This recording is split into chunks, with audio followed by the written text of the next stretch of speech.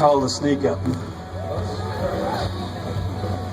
You know, in years past, Indian people knew their boundaries, and the only time we went to battle against each other is when those boundaries were crossed. So, back in the day, the warriors would stand in front of everybody. How many of you have ever wondered about the paint that's on my face and the porcupine roach on my head? Because there's a story that goes behind that, and it comes from the Sioux people. A young man by the name of Yosti Perkinskiller from the Sioux shared this story with me. This young man told me how long ago, when Indians roamed this land freely, when they would go into battle against the non-Indians, that they would blend in with their backgrounds. They would wear skins of animals to blend in the valleys, behind trees, sagebrush. Not many of us will ever really take the time to stop if we see a pair of ears sticking up in a little bush, and to really observe what it is. They'll say, oh look, there's a coyote. Meanwhile, back in them days, it would be a Sioux warrior that's sitting in that bush with that coyote skin on his head as he's scouting. Now, when they were scouting, they would make animal calls so that they can warn each other, let them others know, the other scouts know that there's somebody coming.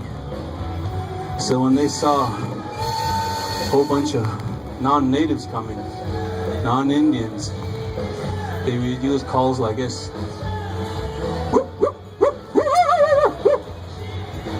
They would go like that, and they would send that down the line. By the time the enemy realized that those coyote calls they heard, they didn't realize it at all that those were men doing those calls. But by the time they arrived, they were in what they call in today's military a kill box.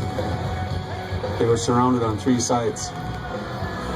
So in them days, it was hard to get a warrior's scalp, because that's where we learned that from, the non-Indians.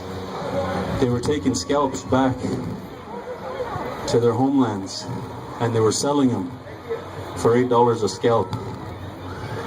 Back in the early 1800s, that's a lot of money. So when they were doing that, it was hard to kill an Indian warrior. So they went to the next best thing, which was their women and children. They started killing them and taking their scalps.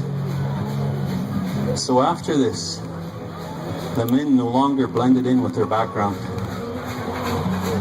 They painted their face red so that they could be seen. They wore this porcupine roach with the hair dyed red from berries so they could be seen. When they knew there was an enemy coming for war, for blood, these ones would line up on the highest hill, the highest ridge, so they can be seen. And when the enemy came into view, they would stand there and they would taunt them. They would say, do you see this? They'll be pointing at their red face, their red forehead. Do you see this? Do you see this? Do you want it? Then come and get it. And they would stand there. And as soon as the army engaged them, back in them days, there was a lot of glory hunters charge in without really thinking. When they charged in, the ones that wore this faded back. And again, they were in that horseshoe, at Killbox. So this is why the paint of the forehead is red. This is the story of the roach, why the Sioux people wear the roach. So with that, here's a snippet.